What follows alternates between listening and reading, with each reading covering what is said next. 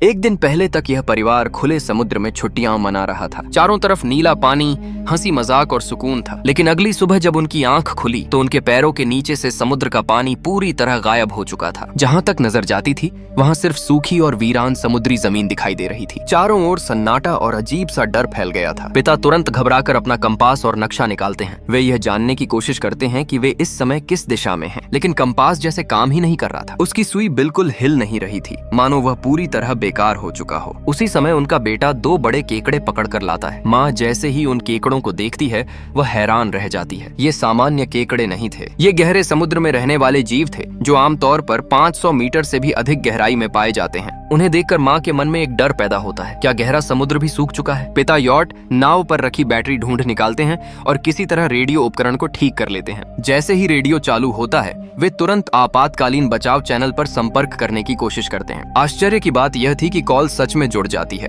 लेकिन दूसरी तरफ कोई बचाव दल नहीं था। फोन उठाने वाला एक व्यक्ति था जिसका नाम गूदान था। वह खुद को गहरे समुद्र का अन्वेषक बताता है। गूदान पिता को बताता है कि वह भी इसी तरह सूखे हुए समुद्री तल पर फंसा हुआ है। थोड़ी बातचीत के बाद पिता को समझ आता है कि वे लोग अपनी जगह से हिले ही नहीं हैं। समुद्र का पानी अचानक इसलिए गायब हुआ है क्योंकि पृथ्वी के चुंबकीय ध्रुवों में अचानक उलटफेर हो गया है। इस कारण ज्वार भाटा की दिशा बदल गई और समुद्र का सारा पानी किसी दूसरी दिशा में खिंच गया। गूदान आगे बताता है कि मौजूदा ज्वार की गति के हिसाब से 7 दिनों के बाद पानी दोबारा इसी इलाके में लौट आएगा। यानी उनके पास सिर्फ 7 दिन का समय है। उन्हें किसी ऊंची जगह पर पहुंचकर सुरक्षित होना होगा। लेकिन सबसे नजदीकी तट यहाँ से 500 किलोमीटर से भी अधिक दूर है। 7 दिनों में वहाँ पैदल पहुंचना नामुमकिन है। वहीं गूदान की पनडुब्बी उनसे लगभग 200 किलोमीटर दूर है। गूदान घायल भी है और उसे एक नर्स की जरूरत है। माँ पेशे से नर्स है, इसलिए वह उसकी मदद कर सकती है। इसलिए पूरा परिवार गूदान की दिशा में जाने की तैयारी करने लगता है। वे जरूरी सामान इकट्ठा करने लगते हैं। तभी दूर से उन्हें एक इंसान आता हुआ दिखाई देता है। पिता को लगता है कि शायद वह किसी दूसरी नाव का बचा हुआ व्यक्ति है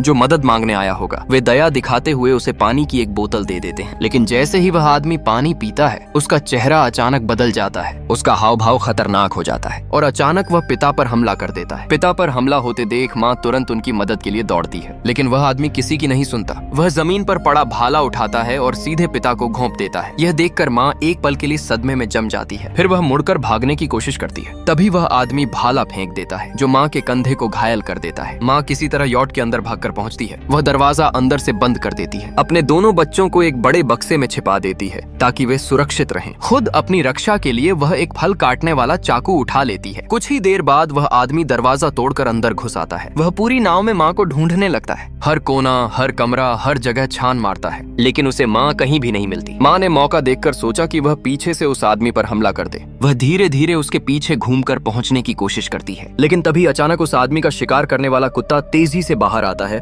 और माँ पर झपट पड़ता है। कुत्ता माँ को जमीन पर गिरा देता है। स्थिति बेहद खतरनाक हो जाती है, लेकिन माँ तुरंत हिम्मत दिखाती है। वह तेजी से अपना खंजर निकालती है और खुद को बचाने के लिए कुत्ते को मार देती है। कुत्ते की दर्द भरी चीख सुनकर वह आदमी तुरंत बाहर दौड़ता है। बाहर आकर उसे सिर्फ अपने मरे हुए कुत्ते का शव दिखाई देता है। उसी समय माँ चुपचाप घूमकर यॉट के ड्राइविंग केबिन की तरफ से आती है और उस पर हमला करने की कोशिश करती है, लेकिन आदमी अचानक पलटकर उसे जोर से मुक्का मारता है। माँ जमीन पर गिर जाती है। वह आदमी उसके गले को पकड़ लेता है और पूरी ताकत से दबाने लगता है। वह माँ को जिंदा ही घोंटकर मार देना चाहता है। माँ की सांसें रुकने लगती हैं। वह लगभग बेहोश होने वाली होती है। तभी अलमारी में छिपी हुई बेटी अचानक बाहर निकलती है। उसके हाथ में एक बंदूक होती है। बेटी उस आदमी की ओर एक सिग्नल फ्लेयर दाग देती है। तेज गर्मी और आग की लपट से वह आदमी बुरी तरह झुलस जाता है और बेहोश होकर गिर पड़ता है, लेकिन गिरा हुआ सिग्नल फ्लेयर यॉट में आग भी लगा देता है। स्थिति बेहद खतरनाक हो जाती है। माँ तुरंत अपने दोनों बच्चों को लेकर जलती हुई नाव से बाहर निकल जाती है। जब वे बाहर पहुंचते हैं तो देखते हैं कि पिता अब पूरी तरह से दम तोड़ चुके हैं। वे अब इस दुनिया में नहीं रहे। माँ सदमे में होती है। तभी उसे दिखता है कि वह आदमी भी किसी तरह आग से बचकर बाहर निकल आया है। अब वहाँ रुकना असंभव था। माँ तुरंत बच्चों को लेकर भागने लगती है। तीनों सूखे और वीरान समुद्री मैदान में काफी देर तक दौड़ते रहते हैं। आखिरकार उन्हें जमीन में एक बड़ी दरार मिलती है। वे उसी दरार के अंदर छिप जाते हैं। माँ अपने पास बचा हुआ सामान जांचती है। जो सामान है वह कुछ दिनों तक चल सकता है। बेटा अपने पिता की मौत से बहुत दुखी है। उसे गहरा पछतावा है। दरअसल उसी सुबह उसने एक गुब्बारा ऊंचाई पर बांधकर मदद का संकेत देने की कोशिश की थी और संभव है कि वही गुब्बारा उस आदमी को उनकी तरफ खींच लाया हो। खुद को दोष देते हुए लड़का पानी पीने से भी मना कर देता है। कुछ देर आराम करने के बाद वे फिर से आगे बढ़ने लगते हैं। लेकिन ज्यादा समय नहीं बीतता कि वह आदमी फिर से उनका पीछा करते हुए उसी घाटी में पहुंच जाता है। भागते हुए लड़के को रास्ते में एक छोटे से पानी के गड्ढे में एक शार्क दिखाई देती है। वह जिज्ञासा में उसके पास चला जाता है और शार्क के मुंह को छूने लगता है। उसी समय माँ पीछे मुड़कर उसे आगे बढ़ने के लिए कहती है। तभी वह दूरबीन से देखती है कि वह आदमी ज्यादा दूर नहीं है और लगातार उनका पीछा कर रहा है। माँ घबरा जाती है। वह तुरंत बेटे का हाथ पकड़कर तेजी से भागने लगती है। वे लोग एक गहरी खाई को पार कर जाते हैं। उसके बाद पीछे देखने पर वह आदमी दिखाई नहीं देता।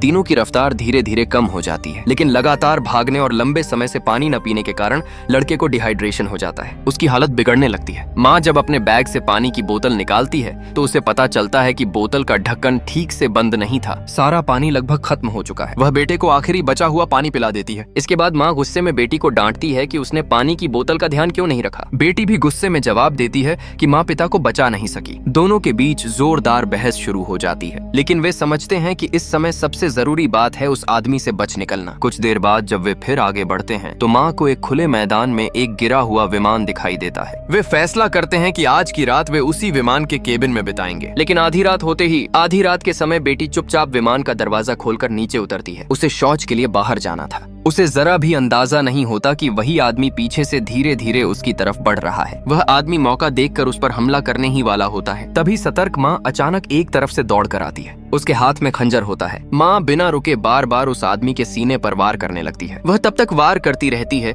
जब तक कि वह आदमी बिल्कुल शांत नहीं हो जाता। बेटी माँ को रोकने की कोशिश करती है और उसे शांत करती है। धीरे धीरे माँ रुकती है। अगली सुबह परिवार गूदान द्वारा दिए गए निर्देशांक के अनुसार पनडुब्बी की दिशा में आगे बढ़ने लगता है। रास्ते में अचानक लड़के को एक पानी का छोटा तालाब दिखाई देता है। वह बहुत ज्यादा प्यासा होता है। माँ उसे रोकने की कोशिश करती है, लेकिन वह उसकी बात नहीं सुनता। प्यास से बेहाल लड़का सीधे पानी में झुककर अपना पूरा सिर तालाब में डाल देता है और लालच में आकर खूब पानी पीने लगता है। माँ दौड़ कर आती है और उसके बाल पकड़कर उसका सिर पानी से बाहर खींचती है। तभी जाकर वह रुकता है, लेकिन कुछ ही देर बाद लड़के की तबीयत बिगड़ने लगती है। संभव है कि उसने तालाब का गंदा पानी पी लिया हो। अब माँ और बेटी मिलकर उसे सहारा देते हुए आगे बढ़ती हैं। वे एक ऐसी समुद्री किनारे जैसी जगह पर पहुंचते हैं जो चारों तरफ कचरे से भरी होती है। वहीं पास में पड़े बेकार सामान और कबाड़ को इकट्ठा करके वे एक अस्थायी आश्रय बना लेते हैं। माँ अपने पास रखी एंटीबायोटिक दवा बेटे को इंजेक्शन के रूप में देती है। दवा के असर से लड़का गहरी नींद में सो जाता है। पूरा परिवार उसी रेतीली जमीन पर रात बिताने की तैयारी करता है, लेकिन आधी रात को माँ अचानक किसी अजीब और तेज आवाज से जाग जाती है। वह बाहर झांक कर देखती है। दूर रेत के मैदान में एक बड़ा काला सा झुंड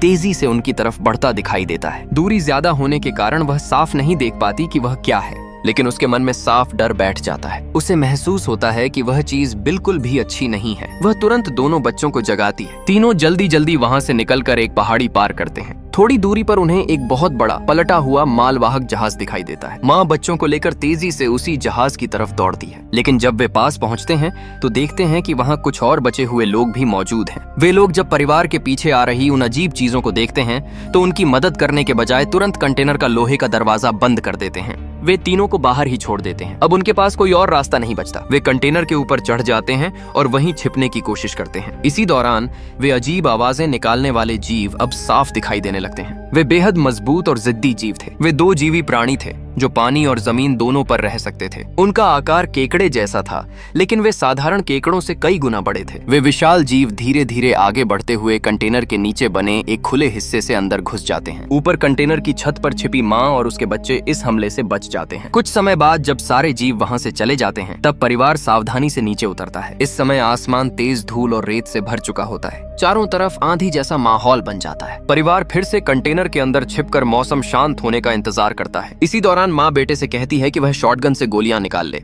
वह उन गोलियों में भरा बारूद निकालकर उस घाव पर डालती है जो पहले उन विशाल केकड़ों ने किया था। फिर लाइटर की मदद से वह बारूद में आग लगाकर घाव को जला देती है ताकि खून बहना रुक जाए। इस तरह वह सफलतापूर्वक खून को रोक देती है। जब मौसम सामान्य हो जाता है तो वे उसी जगह से जरूरी सामान इकट्ठा करते हैं। उन्हें काफी मात्रा में जरूरी जीवन रक्षक सामग्री मिल जाती है। वहीं उन्हें एक वॉकी टॉकी भी मिलता है। उसकी मदद से वे पनडुब्बी में मौजूद गूदान से संपर्क करने में सफल हो जाते हैं। गूदान माँ को बताता है कि ये जीव स्पाइडर क्रैब कहलाते हैं। ये समूह में रहने वाले जीव हैं और आमतौर पर गहरे समुद्र की खाइयों में रहते हैं। जब समुद्र का पानी पीछे हट गया तो ये भी बाहर आ गए। गूदान उन्हें जल्दी से जल्दी पनडुब्बी तक पहुँचने के लिए कहता है। वह बताता है कि पृथ्वी के बदलाव के कारण ज्वार भाटा टाटा का समय गड़बड़ा गया है और हो सकता है कि समुद्र का पानी अनुमान से पहले वापस आ जाए। उनकी मदद के लिए गूदान एक सिग्नल फ्लेयर दागता है जिससे उन्हें दिशा का संकेत मिल सके। माँ एक पल भी बर्बाद नहीं करती, वह बच्चों को लेकर फिर से यात्रा शुरू कर देती है। पूरा एक दिन कठिन रास्ता तय करने के बाद वे आखिरकार उस इलाके में पहुंच जाते हैं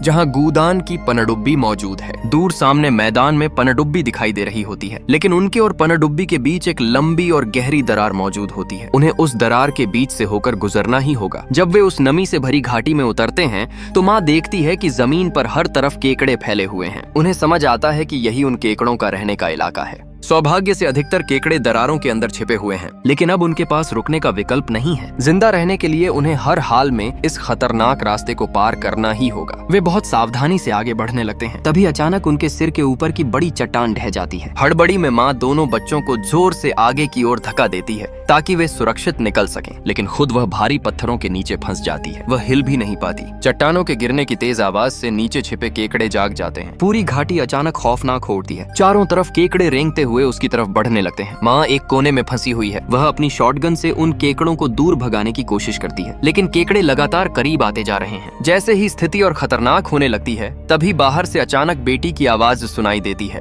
बेटी पूरी ताकत लगाकर उस बड़ी चट्टान पर चढ़ती है। केकड़ों का झुंड पास पहुंचने ही वाला होता है। ठीक समय पर वह माँ का हाथ पकड़कर पूरी शक्ति से उसे बाहर खींच लेती है। माँ पत्थरों के नीचे से बाहर निकल आती है। तीनों को समझ आ जाता है कि अब एक पल भी रुकना ठीक नहीं है। वे तुरंत पनडुब्बी की दिशा में तेजी से भागने लगते हैं। जब वे लगभग पनडुब्बी तक पहुंच जाते हैं, तभी देखते हैं कि गूदान जमीन पर गिरा पड़ा है। वह ज्यादा खून बह जाने के कारण बेहोश हो चुका है। माँ उसे बचाने के लिए आगे बढ़ती है, लेकिन जैसे ही वह उसकी तरफ हाथ बढ़ाती है, उसी क्षण केकड़ों का झुंड गूदान को घसीट कर ले जाता है। माँ के पास सोचने का समय नहीं होता। वह तुरंत दोनों बच्चों को लेकर पनडुब्बी के अंदर घुस जाती है। अंदर से वे खिड़की के बाहर देखते हैं कि केकड़ों का झुंड पनडुब्बी को चारों तरफ से घेर चुका है। उन्हें डर है कि कहीं वे किसी छोटे छेद से अंदर न घुस आएं। तभी अचानक बेटे की नजर बाहर पड़ती है। वह देखता है कि दूर कहीं एक नीली दीवार जैसी चीज दिखाई दे रही है। माँ तुरंत दोनों बच्चों से कहती है कि वे अपनी अपनी सीट बेल्ट बांध लें। तीनों जैसे ही ठीक से बैठते हैं, पनडुब्बी जोर जोर से हिलने लगती है। अचानक एक भयंकर समुद्री लहर उठती है। पूरा पनडुब्बी उस भीषण सुनामी की ताकत से पश्चिम दिशा की ओर बहने लगती है। काफी देर तक सब कुछ अंधेरे और हलचल में डूबा रहता है। कुछ समय बाद माँ होश में आती है। वह खिड़की के बाहर देखती है और हैरान रह जाती है। तीनों बाहर निकलकर आसपास का जायजा लेते हैं। उन्हें पता चलता है कि सुनामी उन्हें वापस किनारे की तरफ ले आई है, लेकिन जो शहर कभी ऊंची ऊंची इमारतों और रौनक से भरा था, वह पूरी तरह तबाह हो चुका है। गगनचुंबी इमारतें टूट फूट चुकी हैं। चारों तरफ वीरानी और बर्बादी फैली हुई है। माँ अपने दोनों बच्चों को कसकर गले लगा लेती है। वह सामने फैले उस अंतहीन उजाड़ मैदान को देखती है। उसे अच्छी तरह एहसास है कि उनकी असली परीक्षा तो अब शुरू हुई है।